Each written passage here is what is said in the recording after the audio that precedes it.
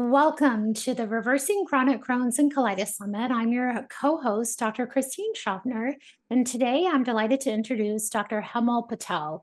And we're going to be talking all about the role of the mitochondria and health and healing, especially related to inflammatory gut issues. So welcome, Dr. Patel. It's always an honor to interview you.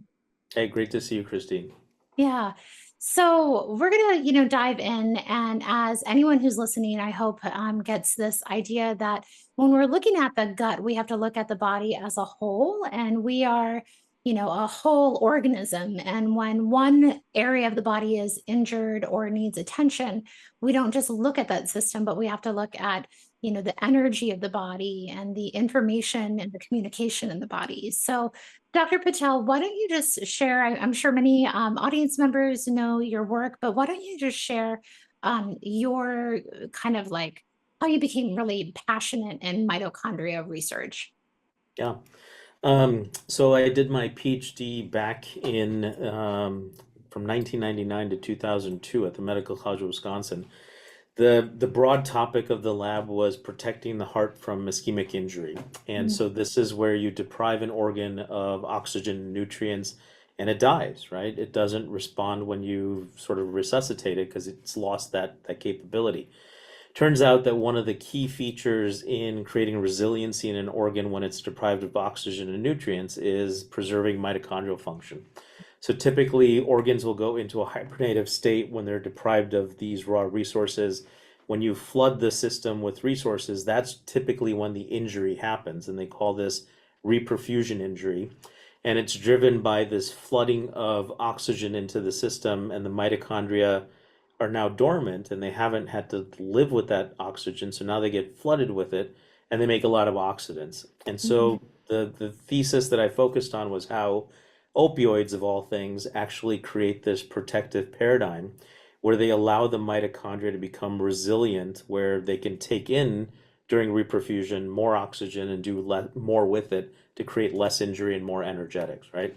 And so this is where it started. So as a grad student. And then when I started my postdoc at UCSD, it sort of evolved into this looking at the membrane as a target for how to regulate cell biology. And we made this early discovery that it turns out that the membrane actually sits in close proximity to mitochondria. Mm. And there's this mitochondria symbiotic organisms, but it turns out there's an even bigger symbiosis that happens with our membrane structures and mitochondria and how they respond to stress adaptation. And so now you have a conduit of how to get information from outside of you, right? Things that organelles and all these things respond to the outer environment. And so you have drugs, chemicals, toxins that bind to stuff on the receptor. They now manipulate this microenvironment and they change the energetic profile. And so Mm. this is what my lab's been focused on for the last 15 years is to look at that micro relationship of membrane to mitochondria and ultimately how that regulates whole energetic systems within cells, organs, and then the organism as a whole. Yeah, that's fascinating. I mean, I know of course, about your work, but as you talk about that, I'm just thinking for people in the chronic illness world, especially if they've had mold illness, which we've looked at mold and its relationship to, energy and hypoxia, and it usually down regulates, probably gets the mitochondria in this hibernation state that you're talking about. And one of the tools we use to heal people from toxic mold is using phospholipids. So using Yeah, phosphatidylcholine IV or orally or even rectally for some people. And yeah, just thinking in my brain, I'm thinking that's doing way more than I think it's doing, because by yeah. healing that cell membrane, getting rid of toxicants lodged into that membrane, or basically oxidative fats that are in that membrane. Getting out of that restores not only Yeah. the receptors, but also allows the mitochondria to communicate better, and restores the mitochondria as well. Yeah. Could you help me understand that Yeah, model? so there's an old sort of evolutionary story around this, right? So the thought is that when organisms left water and came onto land, one of the biggest pressures they had to adapt to was the oxygen environment. Mhm. And so the evolution's sort of answer to adapting to living in a high oxygen environment was putting cholesterol in your plasma membranes. So cholesterol actually binds oxygen, and these membrane domains that we study are called caveoli. They Mhm. are enriched in glycosphingolipids, cholesterol, and they create this structure in the membrane that's very different than the rest of the membrane.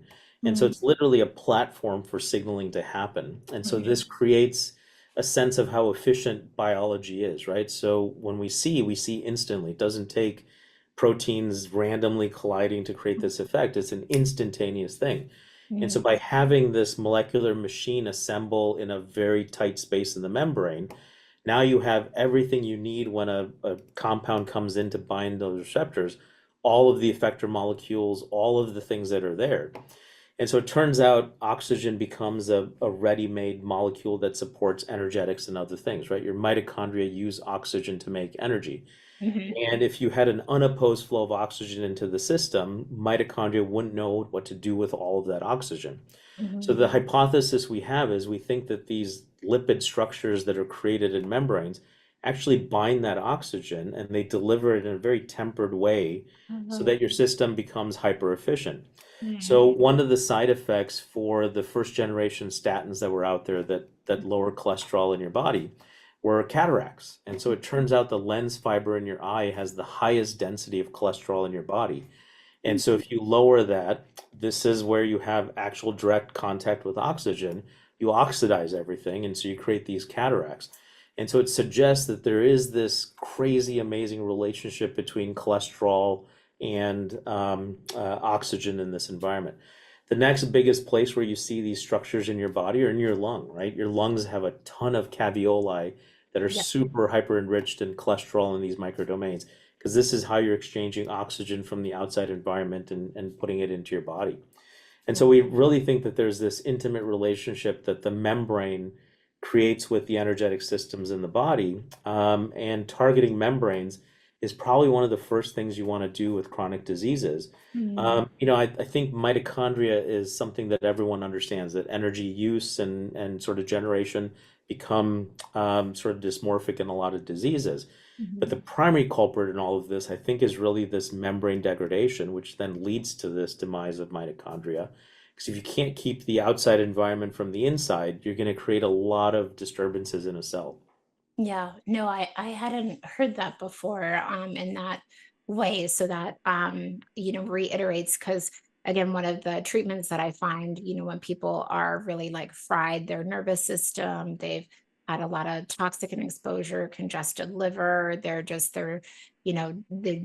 very sensitive to like we give them IV essential N, which we get from Switzerland. And I can't tell you how many people respond. And then there's this other product called plasmalogens on the market that are a Yeah, little more precise fatty acids that can yeah. heal membranes, and myelin is what they say. Have you worked with that in the lab? The We IV? we haven't. So we do glycosphingolipids and Okay. cholesterol, but the other way to sort of rebuild this structure is the protein that was discovered in the early 90s around a cancer diagnosis, actually. Mhm. It was a substrate for SRC, which is a kinase that activates in certain cancers. It's called caveolin. And so it turns out this caveolin protein is a membrane marker protein that creates this invaginated membrane structure where cholesterol accumulates. And so it turns out if you just make more of this protein in the membrane, the lipids come and reorganize into that shape. And so Mhm. we're using this as a therapeutic for all kinds of neurodegenerative diseases. We have a product currently, hopefully moving into a clinical trial by the end of the year for ALS that's built around this idea of overexpressing this caveolin protein to create this new platform for all of the lipids and the signaling to come back. Mm. So it's would it be just to reiterate and summarize for the audience, is caveolin when it's high, it's bad, or high, it's actually therapeutic and remodeling the membrane for more That's oxygen? the crazy part of biology. It's Yeah, both, right? yeah, It yeah. depends on the I know, cell I'm type. like, So I think I heard both. if Yeah. it's and this is we were on the cover of a journal called Molecular Pharmacology a couple years ago, where we wrote this review article on the good and the bad of these caveolin proteins. So it's a yin yang kind of thing. So in organs where they are susceptible to oxygen deprivation, so the brain and the heart, Hmm. upregulated caveolin becomes a therapeutic, right? It drives the ability of the cell to survive. In systems where you already have hypersurvival, it turns out they hijack the caveolin mechanism to do this. So certain cancers actually upregulate caveolin. Oh, And so in those, you want the opposite. So in our lab, we've developed tools to not only upregulate CAV, but also knock it down as well. And okay. so you can literally cell specific target the susceptibility in unique ways. So in Mhm. cancer, we can deliver siRNA molecules that will knock caveolin out. Yep. In heart and brain cells, we can actually deliver the product that will actually upregulate the expression, right? So you can do concerted up and down. Do you know if clinically that this marker is available for lab testing, or is it just research based now? It's not. I mean, we've been playing around with this in blood plasma as a surrogate for measuring global levels and things like that, and it hasn't really gone very far with it. Yeah. Well, maybe that's your next test. And we'll talk Yeah. about their tests that Yeah. Patel has developed. So, okay, so some of our patients heard like hibernation, or the community rather, hibernation of mitochondria, and they thought immediately cell danger response. Is that a something else that's happening in this state as well? Possibly. I mean, the idea when your system goes into stress is it typically shuts down, right? It doesn't have the resources it needs to do its normal activity. And so the cell response is to shut that system down and keep it dormant so it's not creating oxidant pools and other things.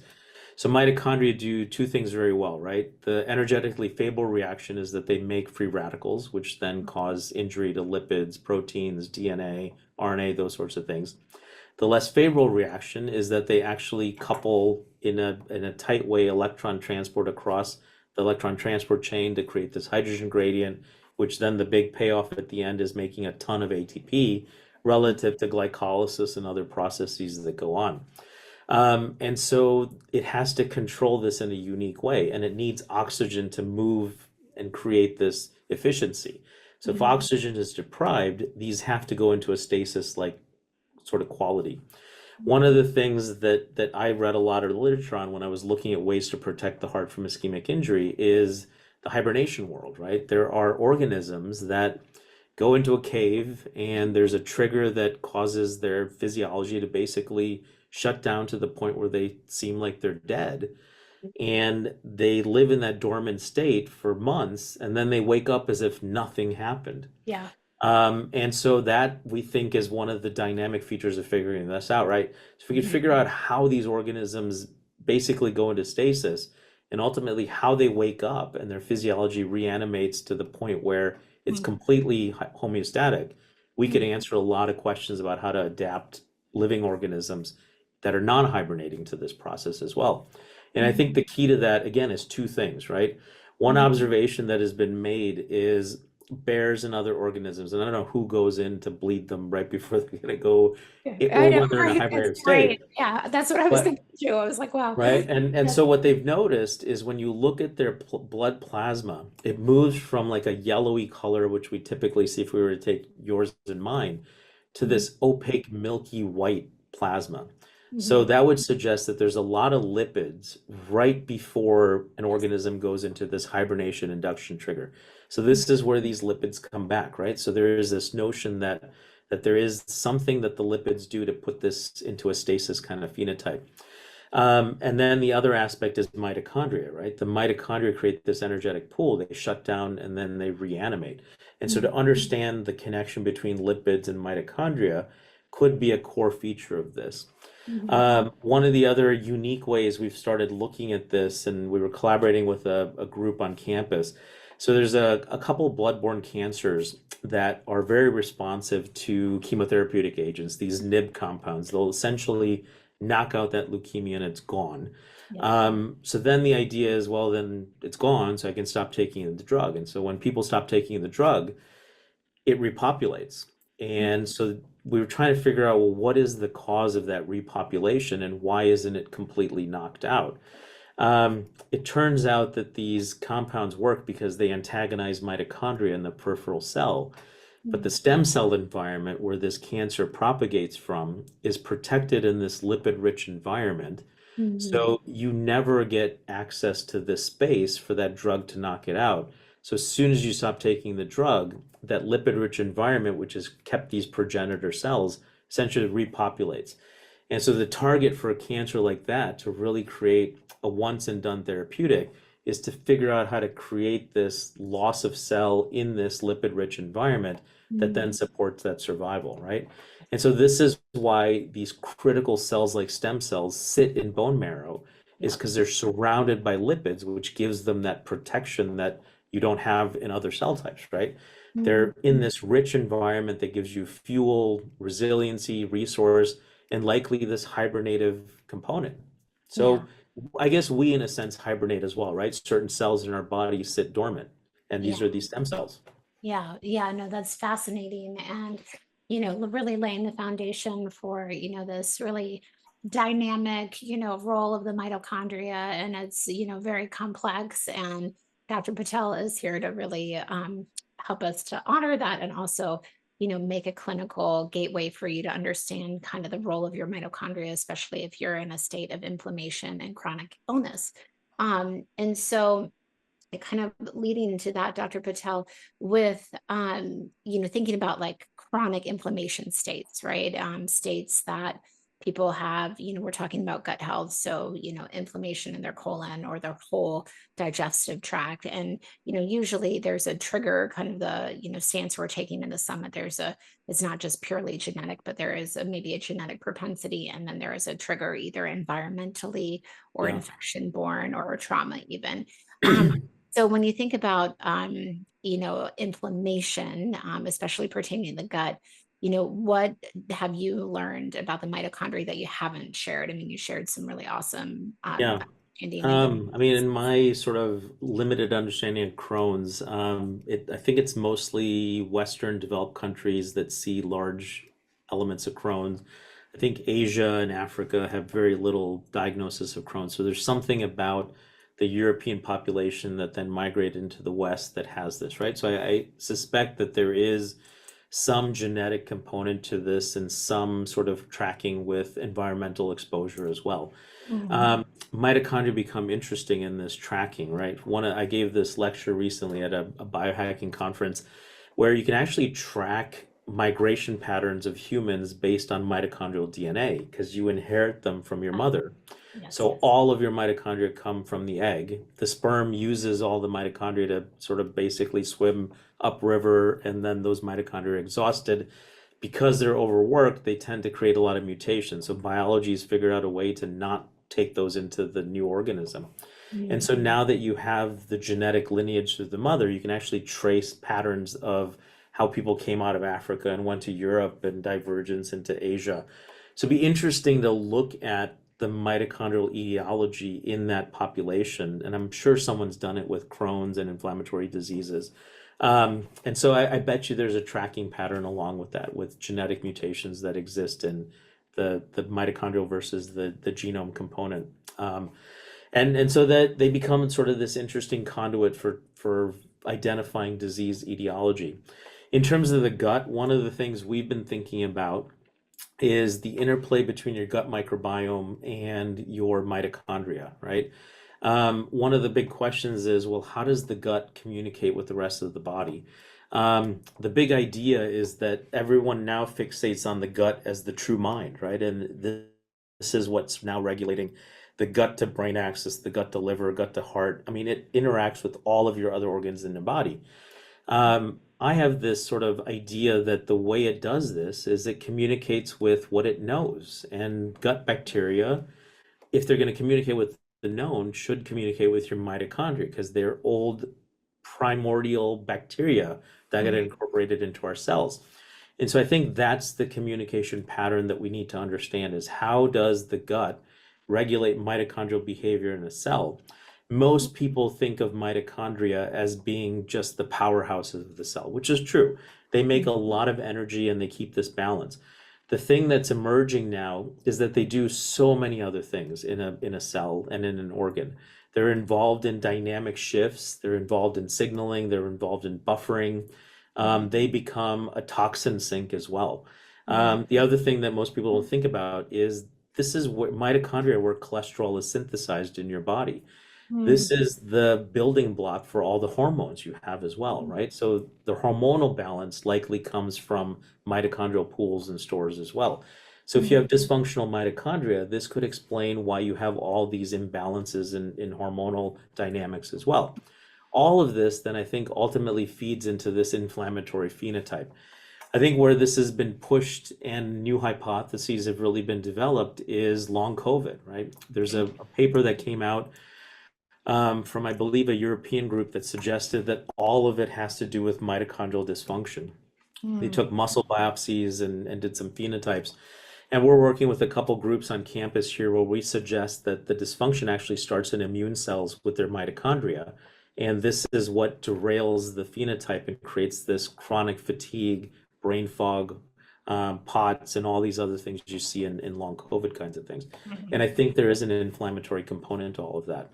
How Mhm. that all integrates and connects, I don't know, but I think mitochondria are a central part of all of this.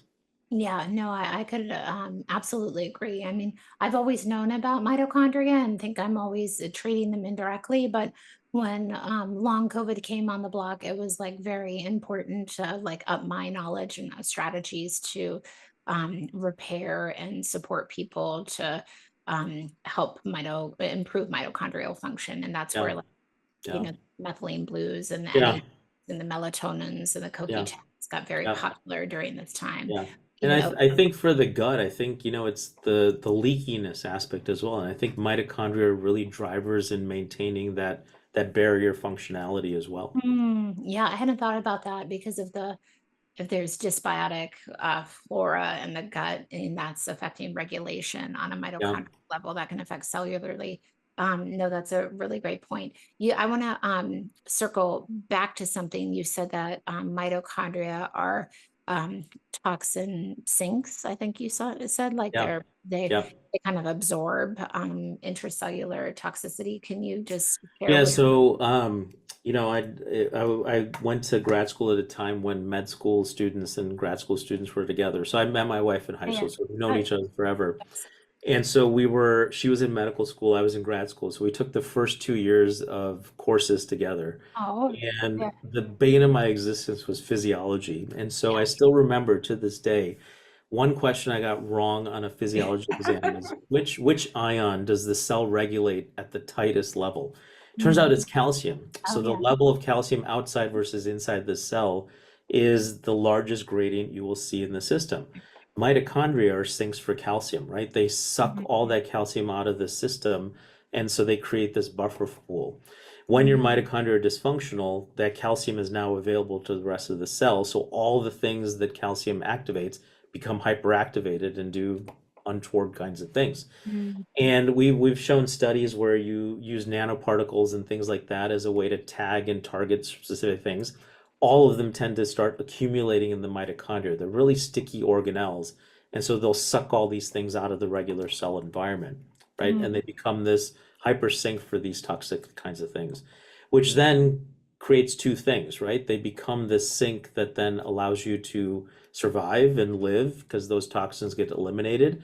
But then ultimately, when they accumulate to a too high of a level, they start impacting mitochondrial function. So then Mm. they feed back into the system to then create disarray. Wow. Yeah, I thought that could be the case, but the way that you explained it, and then with the calcium, I mean, there's some models like for some modern day toxicants, flooding, cells with more calcium. The more, there's a model of like EMF exposure and why that is so problematic to us. We're trying to create many ideas and models for that, and Yeah, Dr. Marty Paul popularized the idea of increasing intracellular calcium. So that indirectly is, of course, affecting the mitochondria yeah, yeah. too. Yeah, So we're that, doing some studies around this. Beatrice Golem, who's here at UCSD and at the Salk, where she's very interested in EMF toxicity yeah. as well as environmental toxin exposures and things Oh, like cool. that. So we're starting to look at mitochondrial phenotypes in this. And we're Yeah. really using our new technologies around mitochondrial testing to do this at scale, right? Which is Oh, yeah. allows That's us to do a lot of that. Yeah, that gives me such great hope that, a researcher is starting to look at that because I think that's honestly why people are so sick today, is that this ever increasing environmental toxicant exposure is Yeah, happening every year. And so then in the backdrop of that, our bodies, like our immune systems get yeah, impacted, mitochondria. right. Um, we can have more models. Hopefully Yeah. that will incite change. Yeah.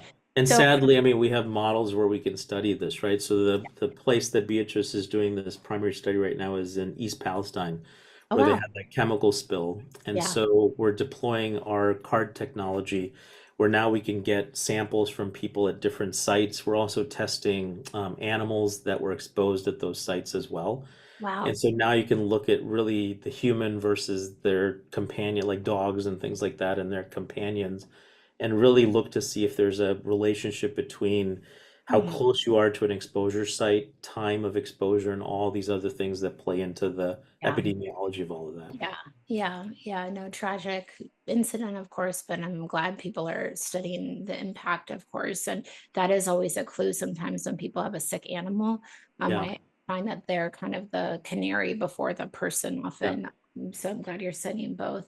So a big reason why I wanted to have you on the summit, not only for all the awesome information you just shared, but one of the things that I think is going to change really how we approach mitochondrial dysfunction in the chronic illness community is, looking at really the mitochondria through this lens that you created, this test called the Me screen. So why don't you just walk through kind of like where mitochondrial testing was, and then kind of this whole yeah. innovation you've created?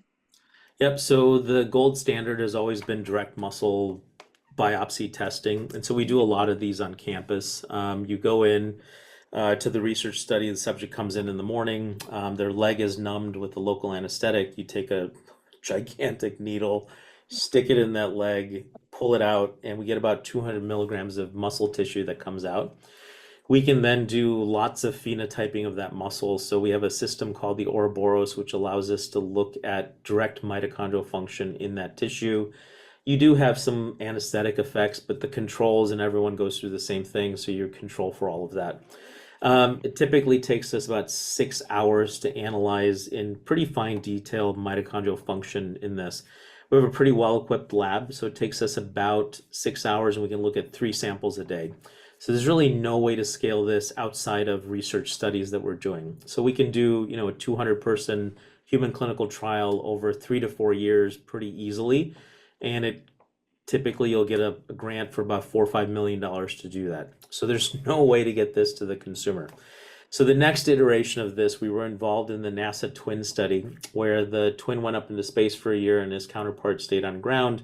We Mhm. had access to blood samples before flight, during flight, after flight, and NASA's challenge was we can only give you plasma without cells, right? So platelet-free plasma. Could you predict time and organ of dysfunction during flight and where things will go sort of south? And so the thought I came up with is plasma has your metabolites, your exosomes, your proteins, everything your cells are being bathed in is Mhm. captured in that micro capture of that blood. Mhm. We can capture this fairly easily at scale. I mean, we were able to do it in space for a year. Essentially, every 3 months, Elon Musk would send a rocket up and send the samples back down. Oh So wow. the idea was to basically do an adaptive transfer experiment. So we capture your environment and your exposure in this sample. We transfer that onto a plate that basically has human on a plate. So we can buy cells from commercial sources that represent every organ of the body. Yeah. Those cells now are exposed to that plasma environment, and now we can see how their mitochondrial function changes in real time on the systems that we're assessing, right? Yep. So you can basically look at muscle dysfunction, immune dysfunction, neuro dysfunction, cardiac. We have Yep. all these cells that manipulate this. So we were able to predict unique time points where you'd see muscle endothelium, immune dysfunction. And so it became a way to really see, could we commercialize this to the rest of the world? The Mm. fact that you had to do the blood collection still creates a barrier, right? You'd have to go to Quest or LabCorp or something. It'd have to be processed in a certain way. So how do we get rid of that to then really scale to the next level? So Mhm. we came up with these cards that lots of companies like Everywell and other companies use, Ours is a bilayer system. So you drop a couple drops of blood in this first window. The bilayer wicks the serum into the second window. The card dries. We've shown stability of this card to 2 months at room temperature. Oh, wow. So this gives us the ability to literally get a sample from anywhere in the world that you can capture fairly easily. Mhm. 6 drops of blood max, right? Yep. So once this arrives at our facilities, we punch that serum out. We reanimate the serum in our proprietary buffer, and then we're off to the races. We essentially do the NASA type assay, but now with the serum that we've archived on this card. Anywhere in the world, any person who can poke a finger and give us a blood sample, we can give you an assessment of your mitochondria. And so basically now we do an adoptive transfer experiment. That serum has your metabolites, exosomes, proteins. We transfer that onto a muscle cell and we see how that cell's mitochondria behave in unique ways. We can look at a mitochondrial stress response. We can look at homeostatically what type of energy systems are you driving, how much mitochondria, how much glycolysis. We can look at reactive oxygen species generation. And then importantly, what we talked about as the signaling component is we can now start looking at the dynamics of your mitochondrial network because we've created a cell line where all the mitochondria glow green, and we can see how your environment now shapes that network dynamics. And so we really give you, with a few drops of blood, a real assessment of your function, structure, and dynamics, which Mhm. then gives you some deep insights into how to move that number to the next level. Mhm. We've seen some interesting results that have popped out, Mhm. and we've really been able to show people this is where your mitochondrial status is. For providers, it gives them a way to track what things that they're doing and if they're making a benefit in their mitochondrial functionality. And if they're not, it gives them some ways to tweak that in a unique way. And we can give you some suggestions of where to start, right? And in terms of my biology and how I think about it, it's what you started off with is you got to fix membranes first for most people. After that, it's to activate these mitophagy, autophagy pathways to clear out all the death and decay in the cell. And then finally, I think you want a good antioxidant on board. And if you Mhm. can manage those three elements, most people will do well with their mitochondrial functionality. But there's 1,000 ways to achieve that, and I think it works differently for everyone. So it's to find that balance of what works for everyone. Yeah, no, that's incredible. And we'll have, of course, you share, all the ways to get this really innovative test. It's one of the tests I've been most excited about in the last few years. There's always specialty labs coming up, and while they're helpful, they don't always have a clinical application. So this is really exciting to me. What kind of, I mean, of course, all hypotheses, unless you've seen this data. With people in this community with gut inflammation, inflammatory bowel, do you have any like hypotheses of where their mitochondria where there will be most likely breakdown? Yeah, so I think with those individuals, it tends to be something that starts with their gut microbiome, right? I think really it's a dysfunction of the gut microbiome that then propagates these bacteria that are opportunistic and create an inflammatory environment. This then feeds into the metabolite pool that's circulating around your body, which then basically allows that phenotype to migrate away from the gut to the rest of the body and creates sort of this global phenotype. So in that case, I think there's an element of understanding that energetic dysfunction that you see, which then really gives you some insights into how to manage the gut microbiome. Mm. And I think the best way to couple our test is to look at gut microbiome information as well, Yeah. and then to look at the metabolite pools that you're creating. And I think having an integration of those three really give you a unique window into your overall health that ties to this microorganisms that live in our gut and how the microorganisms that live in our cells interact globally. Yeah, one of the things that we're like really attuned to clinically in the treatment of chronic illnesses and gut dysbiotic, patients, we look at biotoxin secretion that happens, especially when people are taking like an antifungal or Mm, antiparasitic or antibiotic. And a lot of our strategies are to mop up the biotoxins because usually people feel better, yeah. from that treatment. So I'm curious if one of the drivers to the mitochondrial kind of dysfunction is biotoxins, in that metabolite pool. So Yeah, I it's mean, possibly. I mean, one of yeah. the things we do see in a lot of individuals that take our test, the first thing we run is a baseline respiration. And so it's this muscle cell that's cooking away. and we add that environment onto this cell, in an ideal individual, nothing should happen, right? That cell Yeah. shouldn't be impacted in any way. What we see in a lot of individuals is they actually have a decrease in baseline respiration, or they have an increase in baseline respiration. So what this suggests is that there's something inside their serum that's either shutting mitochondria down, so a possible toxin that's creating this non-resiliency pool, or there's a toxin that's hyperactivating their mitochondria because you see this increase in basal respiration. Typically, in those individuals, you'll find some dysfunction downstream in the other parameters we run in our test as well. The ones Mm. that tend to not move and have the sort of the baseline that stays average, they tend to look pretty well when you look at other parameters. Mm. So that would suggest that there is some activating or deactivating toxin that's sitting there.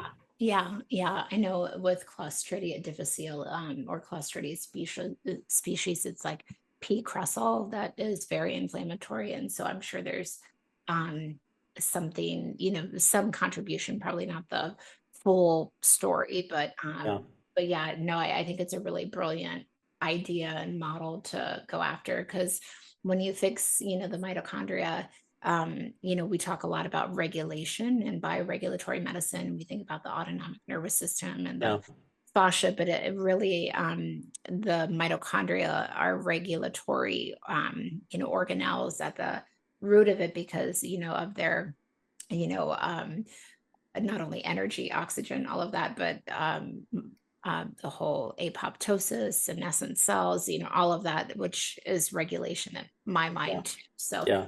it opens, you keep expanding my ideas and model. So thank you. Um, so Dr. Patel, anything before we share, like how to get this test, how to connect with your company, any other pearls that you want to share with this population right now? Yeah, I mean, I think, people ask a lot about who should get tested for this. I mean, if you're living and breathing, you should have you should know what your mitochondrial number Yes. is, right? And I think our test allows you to get that baseline. Yeah. And if you're well, do it every 6 months to a year just to make sure you're trekking along. And if you're not, I think knowing where you sit really is going to give you deep insights into where to move. And it's all about energy, right? People want to live well, resilient lives. And one of the things that I've seen in the spaces that we've started interacting with wellness is most people are trying to hack health and longevity through the nucleus. The Yeah. nucleus is not where the answer is, right? This is an organelle that's designed to kill us. Yeah. Um, Yeah. Genes are selfish. What they want to do is move to the next generation, and they're Yeah. designed to get rid of that first generation so you don't Mhm. take resources away from your children. Yeah. And this happens evolutionary in every organism. And so the Mhm. way to hack health and longevity is something outside of the nucleus. And it Mhm. really comes down to your membrane, because this is what you have to keep active for the rest of your life, outside to inside separation. And Yeah. then the energy balance, the thing that ties the energy to all of that, right? So it's Yeah. really membrane mitochondrial health, I think, that's going to give you resiliency against chronic diseases and to live a long, healthy lifestyle overall that's resilient. Yeah. Great, great, great points. Why don't you share, how people can get their own me screen, and if they want to get a consultation as well, if they don't have a doctor who's doing this test yet. Yeah, so ideally they come to someone like you who's part of our larger network, Mhm. and it's available through providers. We do have a direct-to-consumer model that we're working on right now. So mescreen.com is where you can land on and find information about the test. The model will be that if you go through the direct to consumer, we'll give you a consultation about how to interpret that test result. And the goal really is to give people an insight into their mitochondria. The new landing page that we're developing will have an educational arm as well. So not only will you be able to see all your numbers, but you'll get to learn about mitochondria and why they're so important and all the different tests features that we have and what basal respiration means versus your mitochondrial potential versus your ROS level. And I think it's to educate that population. The other thing that we want to drive in this is I assume consumers are going to be interested in this because there's a buzz around mitochondria right now, Yes. which is a great thing for people to know what they want. But the way we built this company was really going after the providers first. Mhm. We wanted to get a network of providers across the US that we're starting to engage in to teach them about this. So then when this direct to consumer population comes, we can funnel them to people who really understand how to look at whole health, which mitochondria is a big part of, but then really give them conduits to change the health in a dramatic kind of way. And so Mhm. there's lots of ways to do this. So providers or go to mescreen.com. Awesome. As I mentioned, this is a test I'm very excited about and I've used personally as well as clinically. And I think there's just going to be so much more information to really, I'm always saying in my process that we're like really trying to get the most elegant path to healing for people who've been suffering for so long. And I think this is going to be a really big piece of that puzzle. So I want to just thank you so much for your contribution and really your work in creating this test and also furthering this knowledge. And it's always so lovely to speak with you, Hemal. Yep. Great talking to you. So thank you. All right. All right.